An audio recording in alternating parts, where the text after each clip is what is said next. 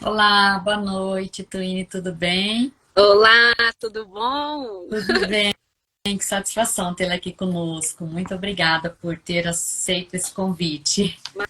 Imagina, a satisfação é minha, uma alegria estar aqui para a gente falar desse tema que a gente tanto gosta, né? Que é falar sobre metodologias. Isso, essas estratégias de ensino inovadoras e que acabam engajando muitos alunos também, né, Tuine? A gente sabe Muito mais.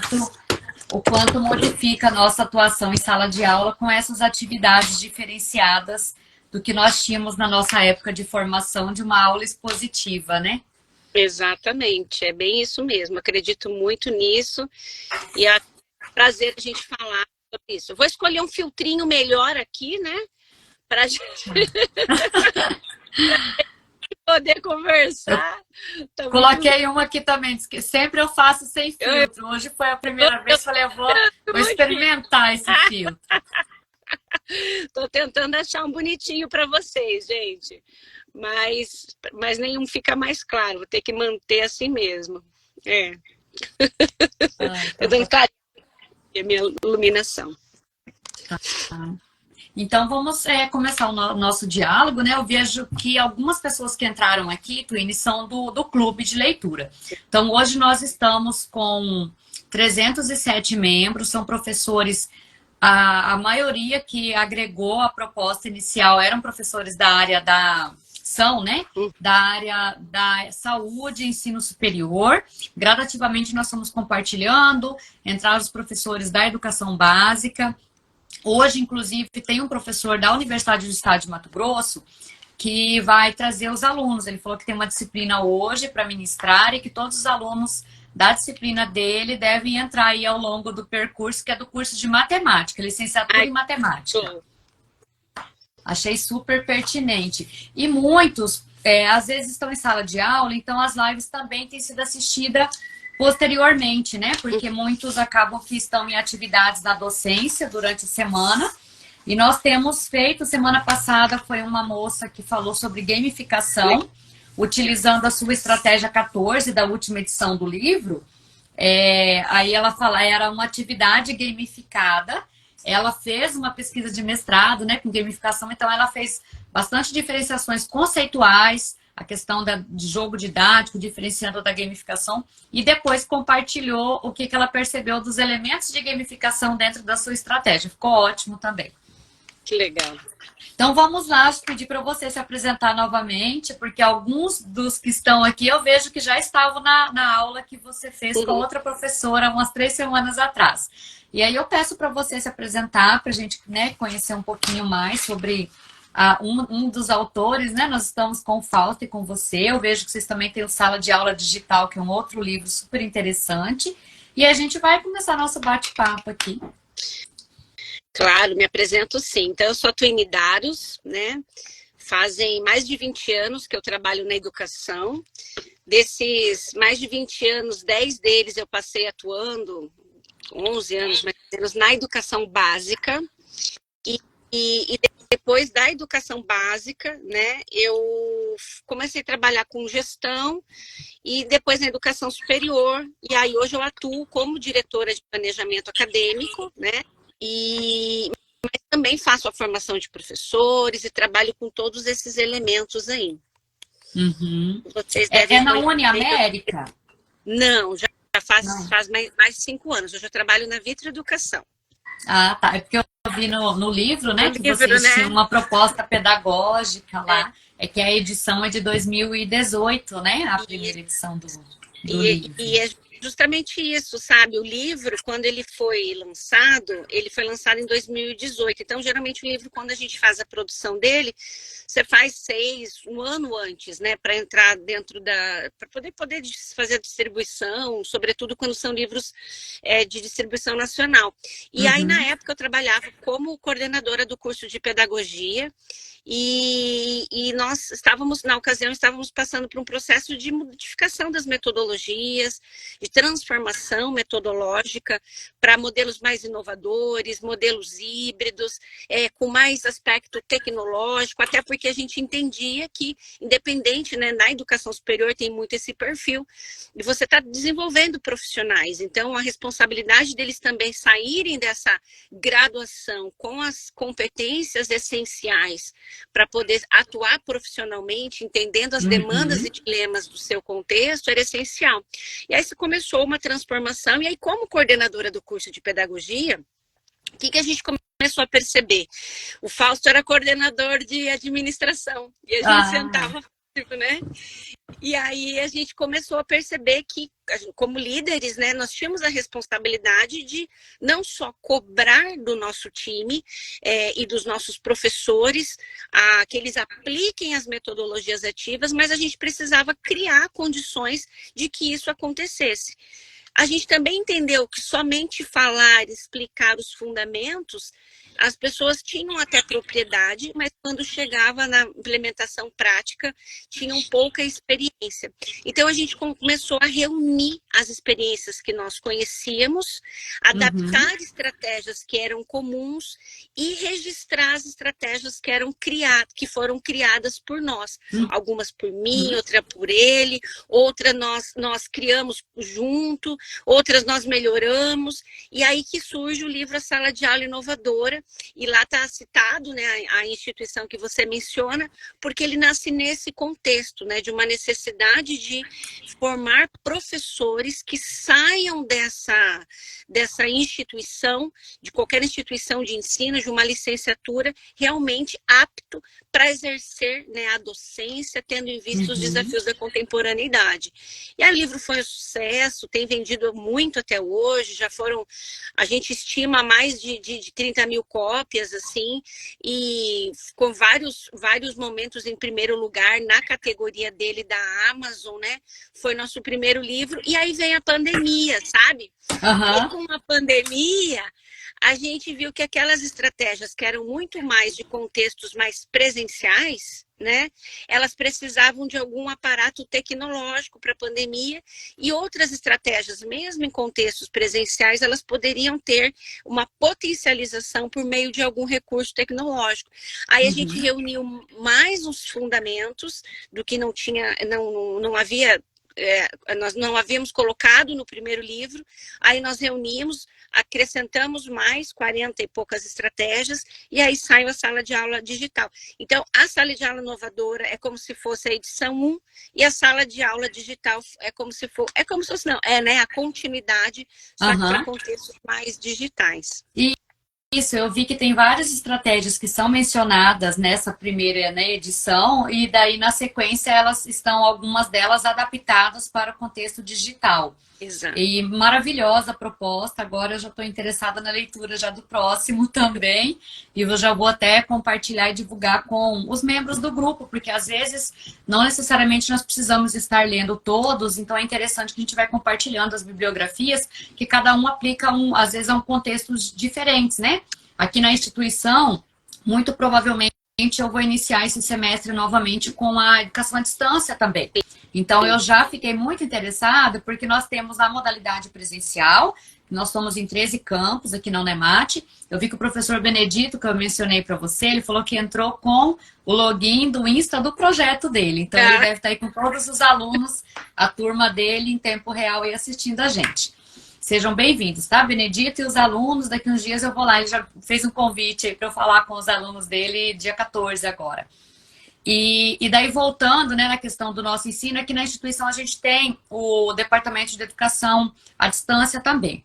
E muito provavelmente, pelo que, né, a gente está num processo aí em andamento da publicação dos resultados, dos editais, acredito que eu vou trabalhar anatomia. Daí eu já estou aqui pensando como inovar, e eu acho que o teu livro agora, o outro livro, né, ele vem para poder colaborar muito com o trabalho que eu vou conduzir nesse semestre, no primeiro semestre de 2024 também.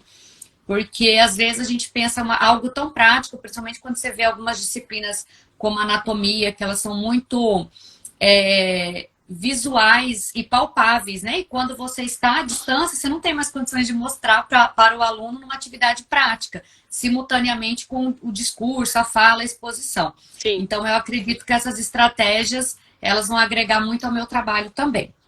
E daí, Twine, falando um pouquinho sobre essa questão de inovar na educação, nesse livro você traz uma parte, a primeira parte falando sobre os aspectos da inovação, o nosso aluno com esse perfil diferenciado, que já é um aluno que hoje os que estão nascendo, acho que os nossos futuros alunos daqui a 15, 20 anos são alunos extremamente digitais, né?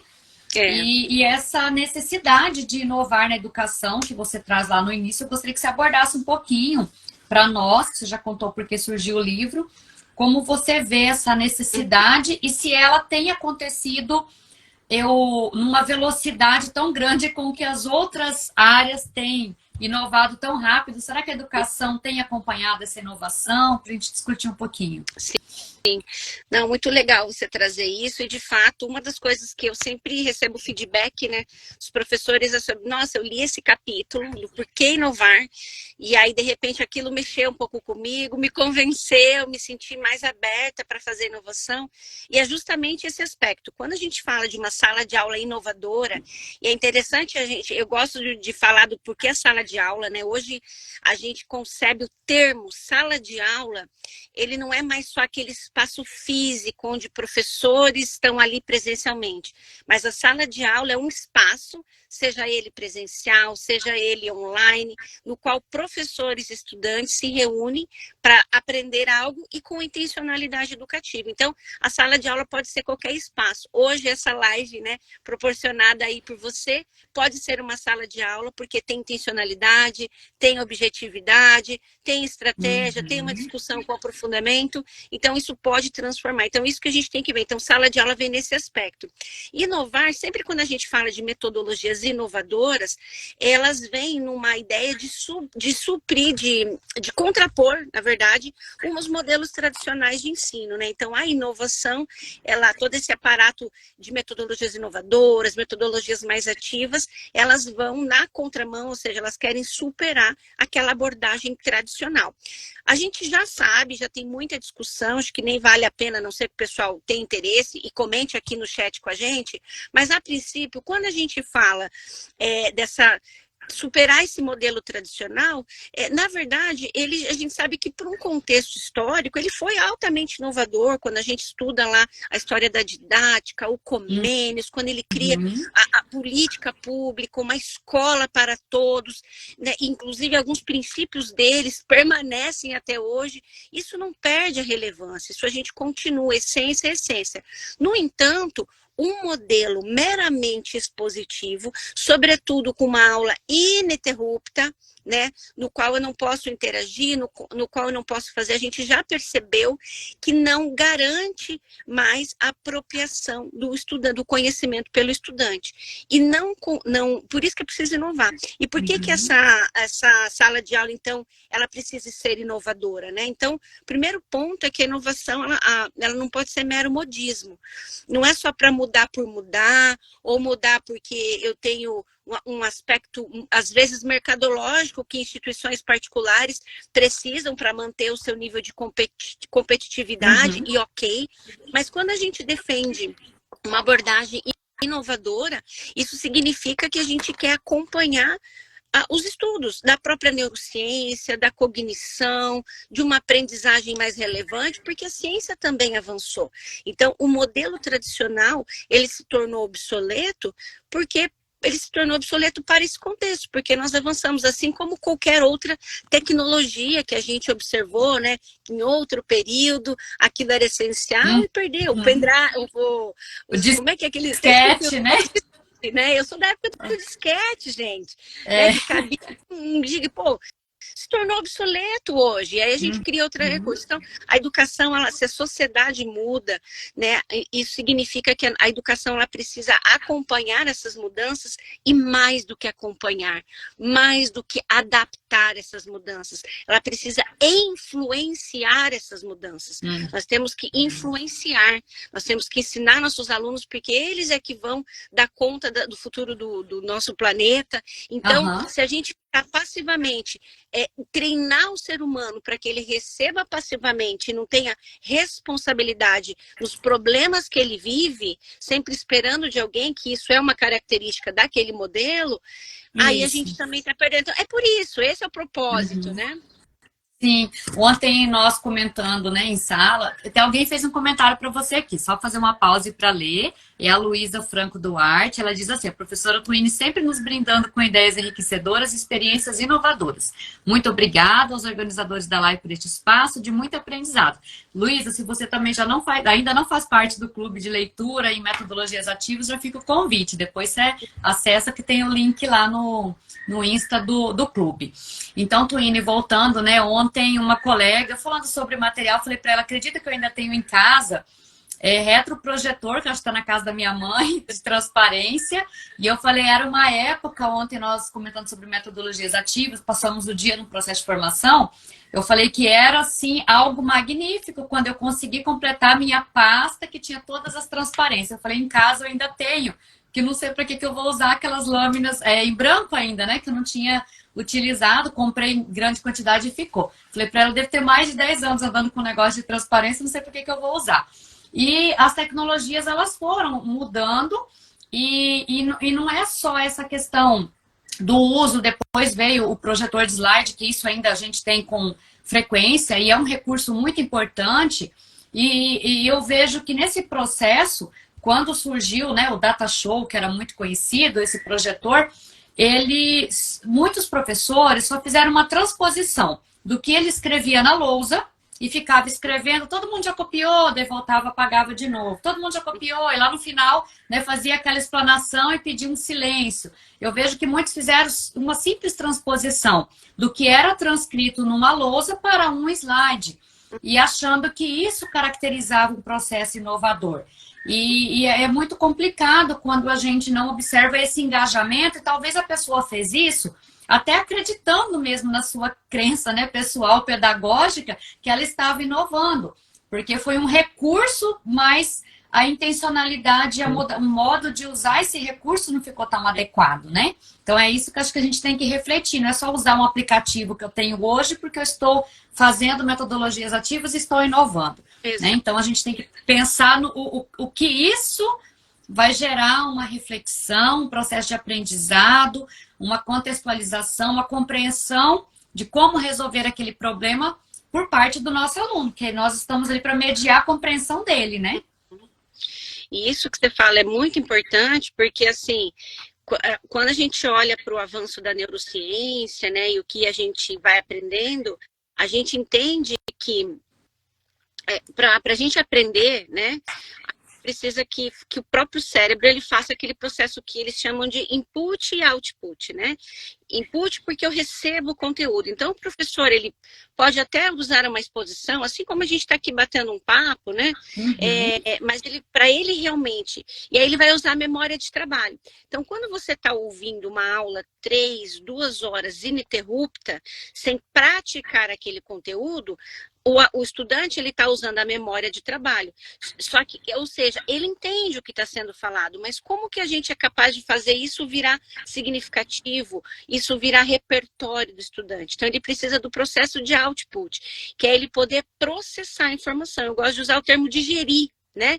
Então, quando eu trabalho com uma metodologia ativa, o que eu estou fazendo? O professor dá os inputs, ele dá a explicação, ele organiza a aula, ele mostra a intencionalidade, ele pratica uma estratégia cuja centralidade é o aluno, por isso que é ativo. Então, ele vai fazer o output, ele vai processar, ele vai sair daquele uso de memória de trabalho, nesse processamento dele ter que resolver um problema a partir do conteúdo, dele ter que fazer uma interação com o colega, ele ter que criar ou responder questões, ele acaba naturalmente fazendo esse processamento, e ao fazer esse processamento, a chance é maior de virar repertório. Por quê? Porque o cérebro, vocês sabem, ele tem um fenômeno chamado neuroplasticidade, plasticidade neural, no qual os neurônios, né, já está comprovado, ele precisa, para ele aprender, quando ele está aprendendo, ele começa a criar, fortalecer rotas neurais. Ele cria as rotas neurais sendo fortalecidos. E as pontinhas dos neurônios, os dendritos, né, eles começam a se conectar com o outro. Isso é o que a gente chama de sinapse. Então, se você só está ouvindo e não está fazendo, só está no input e não está no output, você não está processando, isso significa que o teu cérebro ele não está percorrendo e não está sendo fortalecida essa rota neural. E logo, consequentemente, você até entende o que eu estou falando, mas você vai esquecer, porque não virou aprendizado, não virou repertório. Essa é a diferença. Então, por isso que às vezes a gente fala assim, olha, ler por muitas horas pode te dar uma falsa fluência, porque você entende tudo, mas ele está na memória de trabalho. Então, a aprendizagem ativa, quando a gente fala de colocar o estudante como centro do processo, é fazer ele aprender mais, ele vai praticar, ele vai ter essas estratégias, e aí você trouxe um ponto que eu amei, né? Que é, por exemplo, você falou assim dos recursos tecnológicos. O que eu vejo muito, sabe, prof? Eu vou ser inovadora. Aí eu vou lá, levo vários aplicativos. Aí eu trabalho com a estratégia, o que é? Que é um levantamento conceitual. Aí eu uso o Mentimeter. Aí na outra aula eu vou lá e trabalho com outro recurso, Padlet. E eu uso a estratégia, o que é? E na outra eu uso o Forms. E a estratégia é o que é. Então, eu estou variando o meu recurso, mas eu não estou gerando... Porque eu não estou fazendo... Você está lá na base do aprendizado, né? Que ainda é a parte conceitual. Aí saber como aquilo funciona, depois como eu aplico, aí como eu consigo fazer se for algo operacional, se eu vou conseguir observar e praticar, e ainda durante esse percurso a gente tem que pensar nas questões atitudinais do ser também, né? Que percorre essa trajetória. Depois que, senão a pessoa fica só no conceitual, que é o que é, com estratégias diferentes. O recurso, mas não variou a estratégia. O que acontece no cérebro dele? Se eu estou usando, por exemplo, uma estratégia do que é, eu estou trabalhando com um nível cognitivo de menor complexidade. Então, às vezes, a gente também confunde uma metodologia ativa apenas com a inserção de um aparato tecnológico ou algum outro recurso didático, né? Achando que isso vai deixar o aluno mais engajado. E aí a gente não tem esse engajamento, e aí o professor se frustra, né? Poxa, me prometeram que se eu levasse isso, eu ia ser inovadora, o estudante ia adorar, e a gente quer sair de uma sala de aula com aquele dever cumprido, saber que o aluno gostou. Você sabe, você que está aqui na live, que deu uma aula bacana, que você sabe que o aluno gostou, você sai cansado, mas você sai vibrante, você sai com o dever cumprido, você quer fazer de novo, isso é normal, a gente quer que o aluno aprenda, né? Só que a gente se frustra e aí ele fala, quer saber? Eu vou voltar mesmo para aquele caminho, vou usar um slide-based learning, bota slide, né? E aí acaba sendo. Então, esse é o ponto, não é o recurso em si, mas é a estratégia. Então, que tem a ver com a intencionalidade. Qual que é o meu objetivo? O que eu quero trabalhar?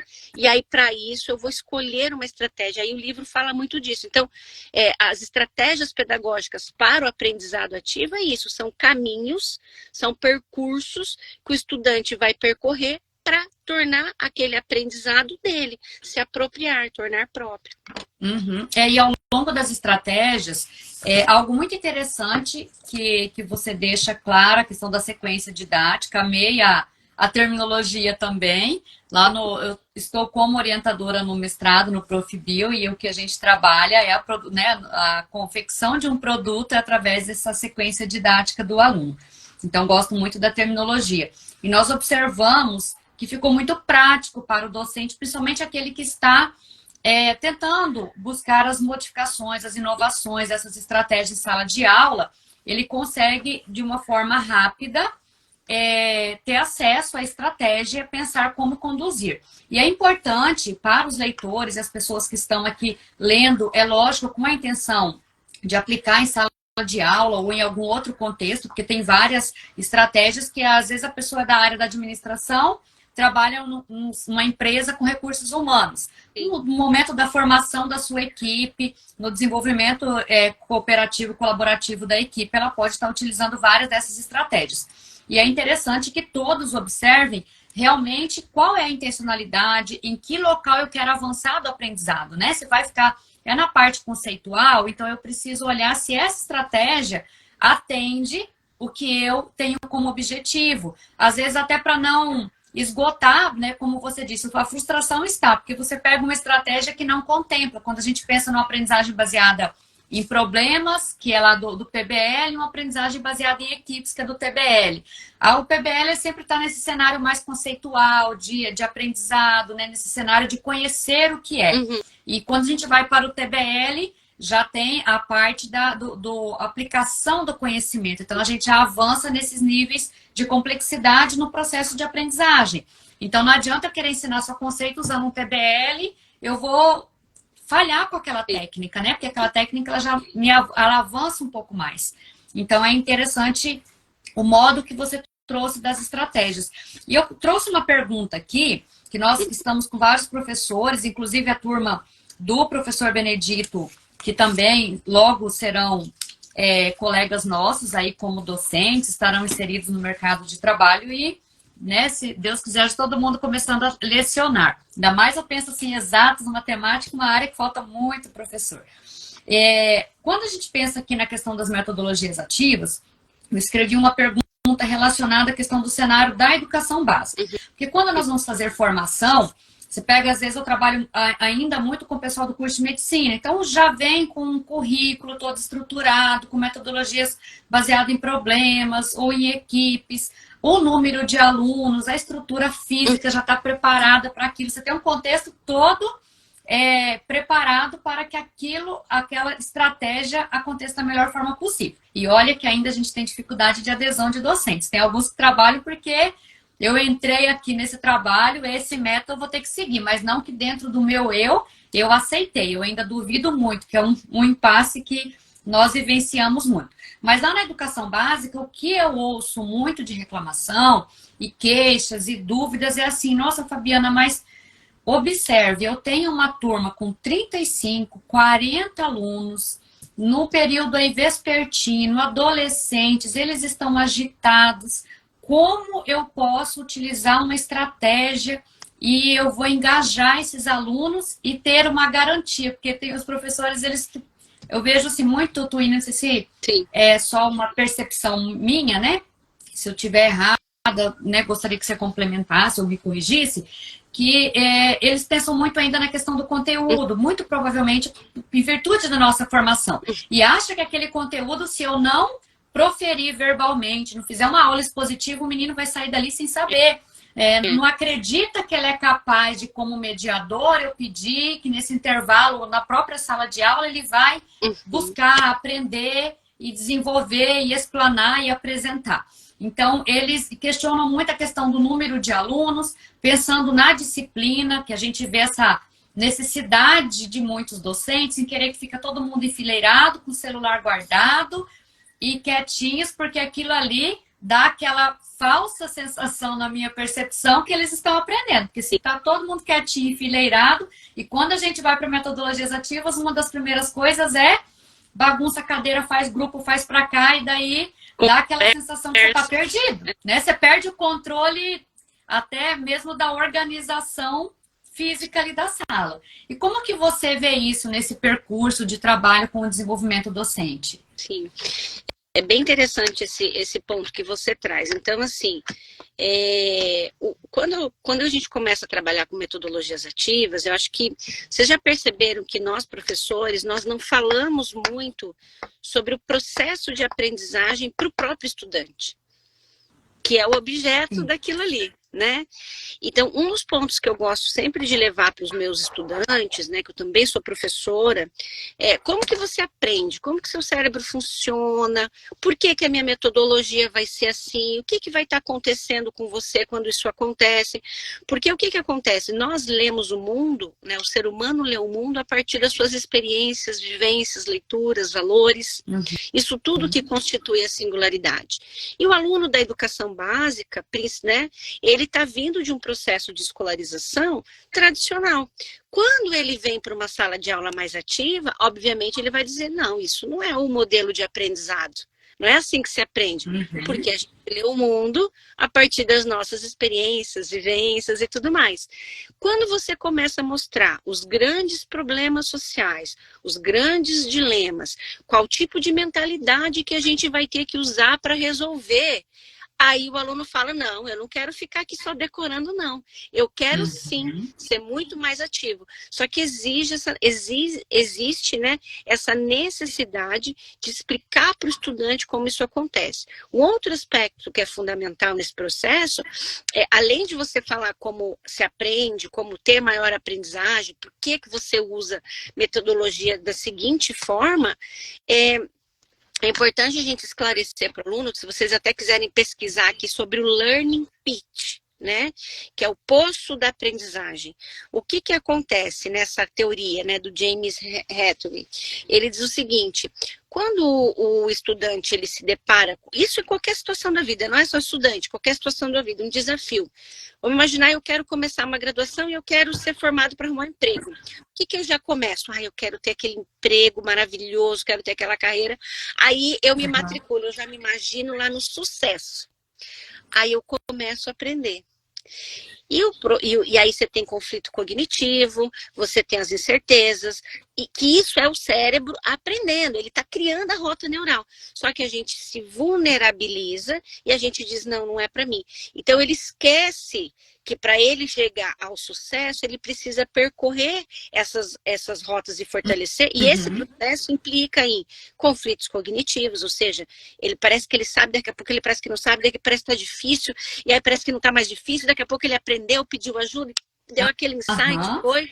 Tudo isso, quando a gente dá um pouco mais de consciência para o estudante, ele também começa a trabalhar o que a gente chama de comportamento autorregulado dentro da metodologia ativa.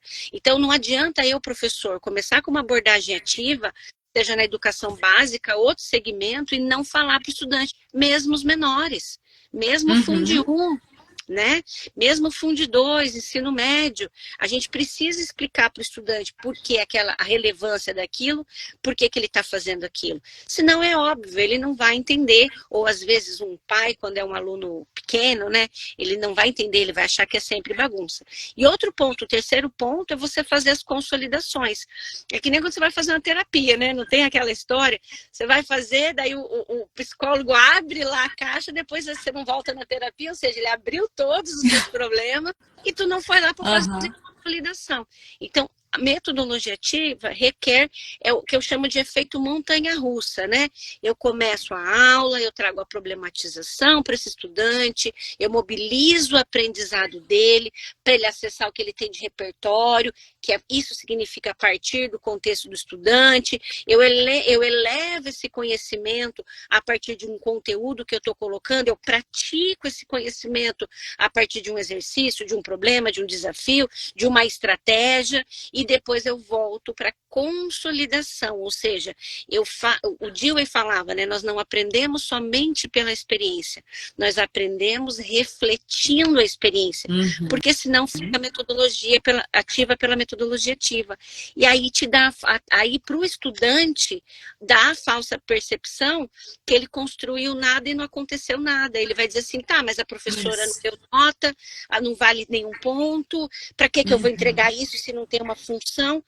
Primeira coisa é você entender. Agora, se você, professor, você não consegue expor qual é a intencionalidade da tua aula, daquele conteúdo, aí é o momento de rever o conteúdo. Porque, para mim, não existe conteúdo que não tenha uma finalidade poderosa a ponto do estudante compreender aquilo, sabe? A não ser que o conhecimento seja obsoleto. Aí a gente traz outro que seja mais relevante. Isso. Essa falta, às vezes, até de acreditar, principalmente quando a gente pensa no Fundamental 1, será que o aluno vai entender quando eu explicar o porquê que eu estou usando isso? Às vezes a gente tem essa insegurança de achar que porque são pequenos, não existe a necessidade de comunicar. Não, eu que sou a professora que estou conduzindo, eu vou chegar aqui e conduzir, e eu tenho meu propósito, a minha intencionalidade, eu sei onde eles devem chegar, mas a pessoa está lá conduzindo sem saber o que ela está fazendo. Né? Eu acho que hoje, com a neurociência, tem mudado muito. muito, né, Twin, nos professores, nos nossos processos de formação, e eu acho que até na questão, como eu tô mãe, tenho um adulto e um pequeno, eu vejo muita diferença entre o adulto e o pequeno, de como eu tenho me comportado também, porque assim, hoje a educação aqui é participativa, então comunica, você gostaria? É lógico que nem sempre o que ele quer vai ser aceito, mas ele participa da comunicação. Isso desde muito bebê. Olha, dá licença que eu vou trocar sua fralda. Dá licença que agora tem que dar um remédio por causa disso. Podia ter 3 meses, sabe nem o que é um remédio. Mas às vezes, se a gente já começa a ter essa cultura de tratar o ser humano como ser humano, que é alguém que está ouvindo, que às vezes fala assim, ele está ouvindo desde a barriga, mas aí depois que nasce você fala, a casa é minha, você tem que obedecer assim que faz, toma remédio e desce, né? E é assim que vai funcionar. E lá na escola, a gente acaba reproduzindo muito desse comportamento. Eu que sou professor, que estudei, que me formei, que entendo das estratégias, eu que escolho a avaliação, e esse conflito na metodologia ativa, a gente tem que pensar também, não só a estratégia, como você disse, pela estratégia, porque alguns teóricos da educação, eu tenho alguns colegas que são assim um pouco resistentes, exatamente por pensar que a metodologia ativa não proporciona reflexão. Que eles falam, isso aqui é técnica, fica técnica pela técnica, o aluno não vai refletir. Reflete sim, se você tiver todo o teu princípio pedagógico e realmente não utilizar aquilo como um jogo pedagógico que eu coloco que termina e vê quem ganhou e você não mostra o porquê que ganhou, porquê que perdeu, né? Acho que é voltar nesse processo. Olha, porque é a intervenção pedagógica.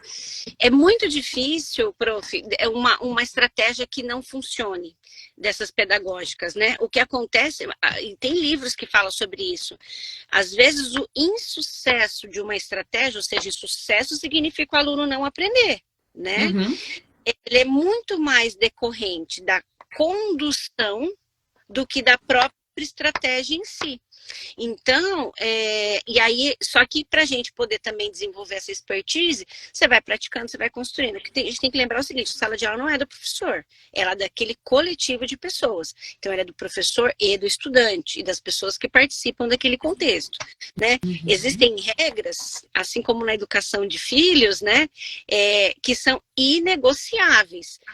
Então é inegociável, a gente tem horário de aprender, é o horário da tarefa, é o horário de praticar. É inegociável, mas tem coisas que são negociáveis e que é importante participar. Eu vou contar um caso, eu trabalhei com professora mais de 10 anos na alfabetização, um caso que eu nunca esqueço, né? Eu trabalhava e os alunos estavam com 5 anos, bem naquela transição da lei. E aí eu tinha uma estratégia que eu chamava de assembleia para enfrentamento, olha o nome, que doido, assembleia, enfrentamento dos problemas cotidianos.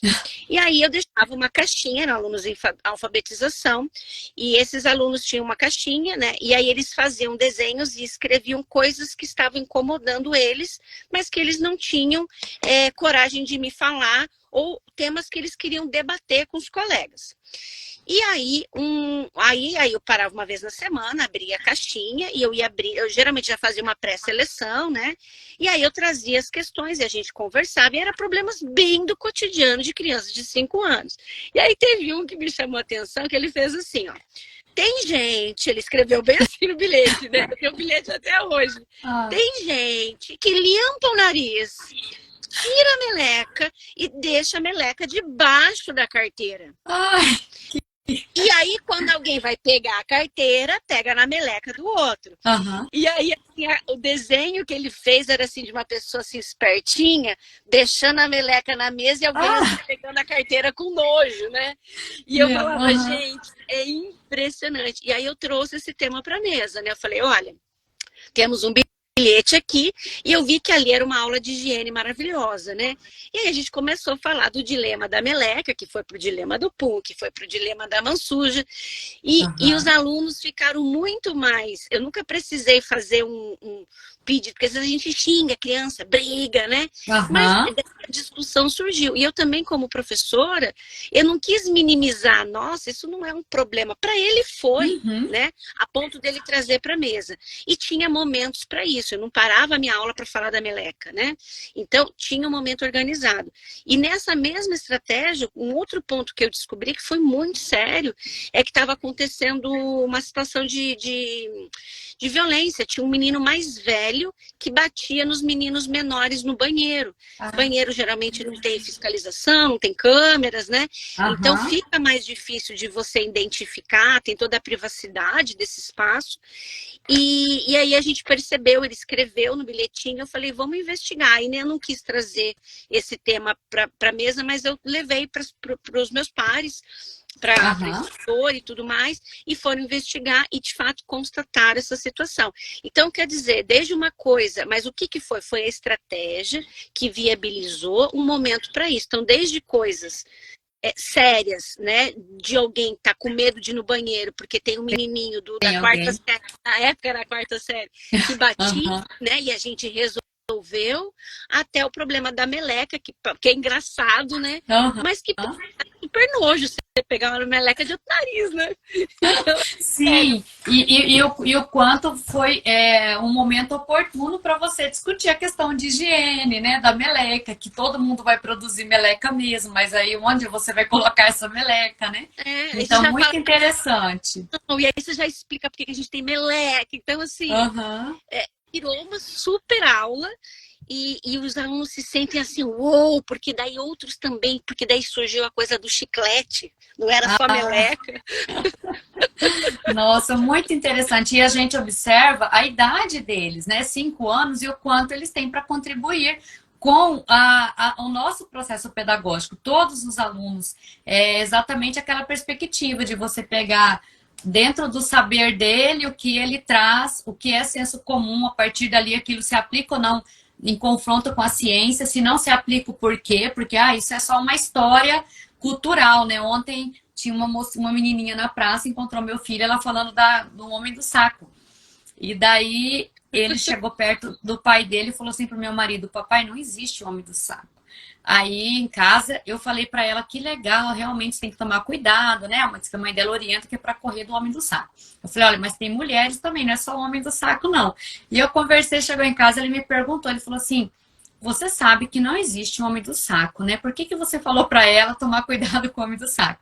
Então eu fui explicar, né? Eu falei, olha, é porque no contexto cultural a mãe dela usa o homem do saco como uma figura que representa alguém que pode ser um perigo na rua. Expliquei, falei, aqui em casa a gente explica de uma outra forma, mas é a mesma coisa, significa isso. Então ficou claro. Então, às vezes, essas analogias, mas ele trouxe algo do cotidiano que proporcionou mais um momento de aprendizado. Em sala de aula, é muito importante que a gente busque isso do contexto do aluno. Olha, não, isso é só um mito, isso na área da saúde tem muito, né? A minha avó toma um chá e outro toma tal remédio. Né? Você ficou sabendo que não sei mais o que, resolve que acaba com diabetes. Então a gente vê muito comentário assim, né? Esse medicamento não é só para isso, é para outra finalidade. Às vezes pode até ser, mas a gente vai falar, não, isso daqui não se aplica, veio de tal contexto cultural, por que usa dessa forma. E ali a gente se apropria dessas informações. Que quando a gente faz, geralmente na saúde, a gente vinha num modelo de tratar a doença, né? E fazer o diagnóstico, o tratamento e acabou o paciente ir embora. Mas a gente tem que ver, por exemplo, esses dias eu ouvindo um colega e ele mencionando, a pessoa fez uma cirurgia de um apendicite, mas ele é um trabalhador que ganha por diária. E aí, nessa cirurgia, o aluno está lá estudando aquele estudo de caso de um paciente que teve um apendicite, que é uma doença aguda, surgiu de repente. E como que você vai tratar? Aí tem o protocolo, né, de diagnóstico, do tratamento, o procedimento cirúrgico, a recuperação no pós-cirúrgico. Mas o importante é saber o quê? Quem era ele? Um trabalhador que vive de diárias, que teve uma doença aguda inesperada, que vai ter que ficar tantos dias fora do trabalho, ele não vai deixar de ganhar o dinheiro da diária, ele não tinha contribuição. Então, assim, a gente vê o biopsicossocial, que tem muitos alunos da medicina que eles já até sempre questionam. De novo, professora, eu vou ter que discutir o biopsicossocial. Faz parte desse contexto, mas se só deixo lá o objetivo observar o biopsicossocial, que sempre está associado lá no PBL ao objetivo, e não tem essa intervenção, né, nossa, enquanto docente, de explicar o porquê que aquilo vai influenciar, inclusive até na recuperação desse paciente. Se ele está deprimido com os filhos querendo comer e ele não entende, a imunidade baixa, ele não vai se recuperar do pós-cirúrgico da mesma forma se ele tivesse numa condição financeira estável. Então, são fatores que nós, professores, precisamos ampliar nesse processo, e não só usar um PBL, pega o objetivo, vai para casa, lê e volta. E a questão do compartilhado, Twine, que você comentou também, eu acho que a avaliação, né? Acho que tudo, desde o processo do porquê que eu vou usar essa estratégia, como que eu vou te avaliar, por que você vai ser avaliado, por que dessa nota. Às vezes o aluno pode não concordar, é um momento que ele dê sugestões também. Aí tem aquelas que são negociáveis, o que não é negociável, né? E aí, Twine, já estamos aí com uns 40 minutos, né? Eu vou só dar uma olhada, que eu vi que algumas pessoas fizeram comentário, não sei se tivemos alguma pergunta específica. Deixa eu dar uma olhadinha aqui. O professor comentou aqui que nessa disciplina desenvolveu o trabalho de pesquisa no Museu de São Paulo, onde os alunos deveriam investigar a vida das pessoas, e teve um trabalho que mostrou a importância do aprendizado colaborativo. Ele relatou uma experiência dele aqui. Em outro bimestre, a disciplina do projeto de vida foi trabalhado o lado profissional, onde desafia os alunos a pesquisar sobre sua profissão. Aí aqui ele fala a questão, né, que as profissões mais escolhidas pelos alunos é medicina, direito e engenharia, que a gente ainda permanece naquele tripé cultural, né? Que no contexto nosso aí da história do país é assim ainda se mantém, né? Às vezes até vai na contramão do futuro do trabalho, né? Por isso é importante a gente trabalhar com os alunos, né? Quando a gente fala de futuro do trabalho, a gente não está falando só que a gente está ensinando para esse estudante trabalhar, né? Ou seja, algo, mas só que o trabalho é a produção da existência. E as profissões, elas são criadas para você resolver problemas, né? E são problemas de contextos diferentes. Então, para a própria manutenção social, você precisa formar trabalhadores, né? E aí, o aluno não quer só um emprego, óbvio, ele quer toda uma carreira bem-sucedida, que dê um retorno, que a sua existência seja significativa. E aí, às vezes, ele se submete, ele quer uma metodologia fácil, expositiva, mas o mercado, né, o trabalho dele vai exigir uma mentalidade mais proativa, ativa, que ele se aproprie do conhecimento. Então, é engraçado a gente ver esse ponto que o professor coloca aqui, né, mas também discutir o futuro do trabalho com os estudantes é de extrema relevância em todas as áreas. Porque, veja, quando eu falo em educação superior especificamente, eu estou falando de que ela tem uma função social, né? Veja, eu ensino esse conhecimento acumulado pelo conjunto de homens durante o processo histórico. Mas, ao mesmo tempo, eu não preciso que a cada nova geração eu invente a roda, a cada nova geração eu invente a escrita. Eu vou lá e alfabetizo as novas gerações. Eu não vou lá e desenvolvo a medicina, eu vou lá e formo os novos médicos. E a cada nova geração. Então, até isso é importante, esses princípios basilares são importantes a gente trazer para o estudante. É ótima a tua contribuição, amei a questão do futuro do trabalho, porque a gente vê nas metodologias, o meu contexto, né, de pesquisa está um pouco na área, um pouco não, bem inserido na área da saúde, e nós observamos o quanto esses métodos ativos, que historicamente no Brasil, em termos de organização curricular mesmo, foram os cursos da área da saúde, começou com a medicina, e nós observamos hoje o quanto esse aluno tem o diferencial quando ele vai para uma residência, quando ele começa a trabalhar.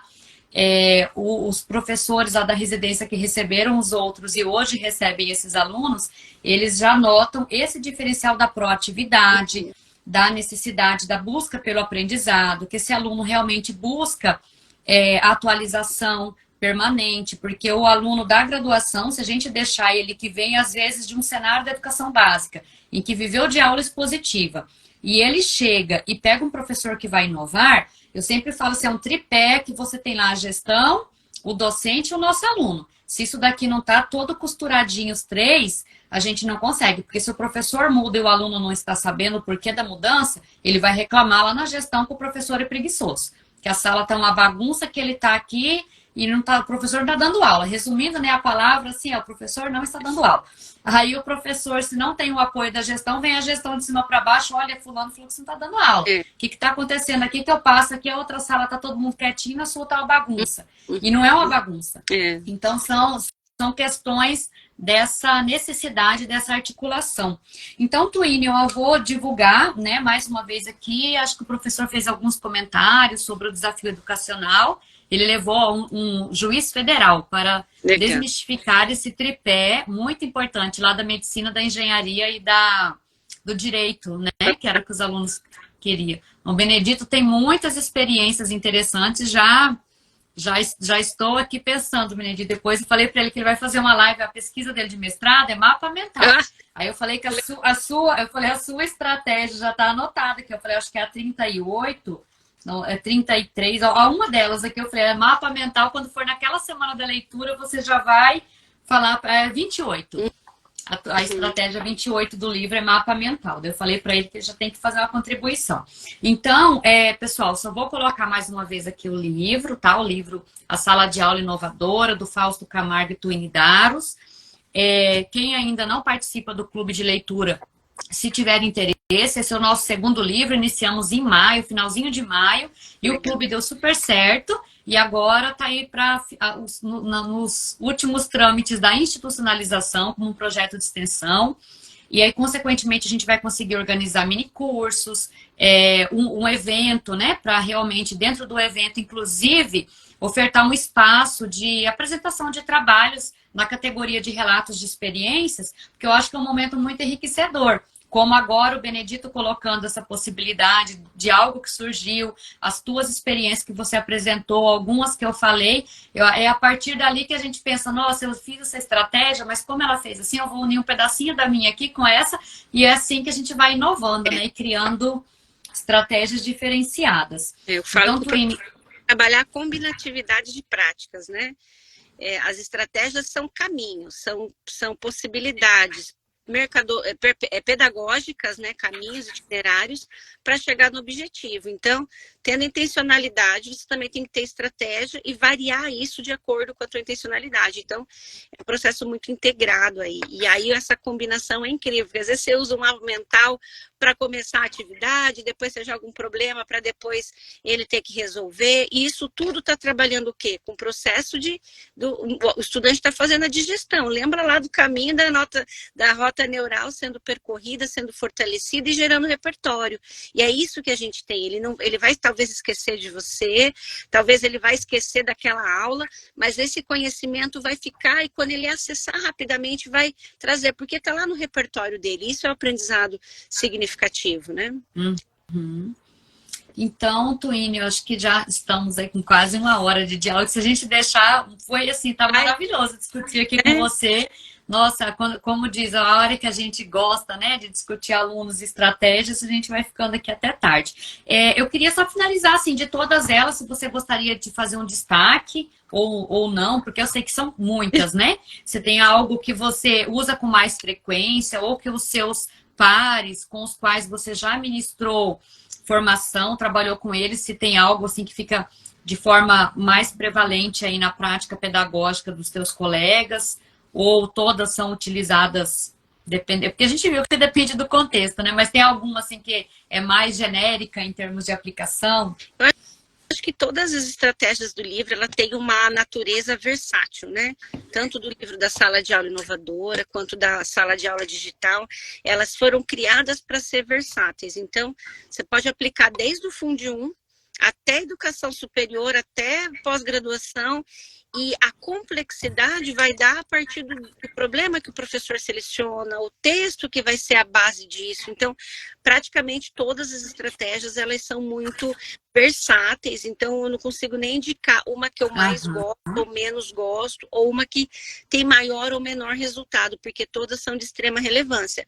Agora, uma coisa que eu gostaria de destacar é assim, ó, quando a gente começa a trabalhar em grupo, a gente percebe que o estudante ele tem um pouco de dificuldade de trabalhar um grupo, né? E porque ele não aprendeu a desenvolver habilidades para o relacionamento de um grupo. Usar da persuasão, também ceder, se posicionar, às vezes ter um pouco mais de protagonismo, às vezes ter menos protagonismo, não monopolizar tudo, né? Então, esses comportamentos não são ensinados. E aí eu acabei lançando agora, faz menos de um mês, um livro chamado Mentalidade Criativa, preparando estudantes para serem inovadores e resolutivos. E lá eu coloco mais 40 estratégias também para ajudar esse estudante a ter essa mentalidade criativa, resolutiva e inovadora, mas que ele aprenda a trabalhar em grupo. Então, às vezes, o aluno está tendo dificuldade de relacionar, não é estratégia em si. E aí você precisa dar um passinho para trás para desenvolver essas habilidades. Então, que nasce desse desejo. Então, também gostaria de finalizar aqui a minha fala, né? Recomendando essa leitura, Mentalidade Criativa, também da editora Penso, também da coleção Desafios da Educação.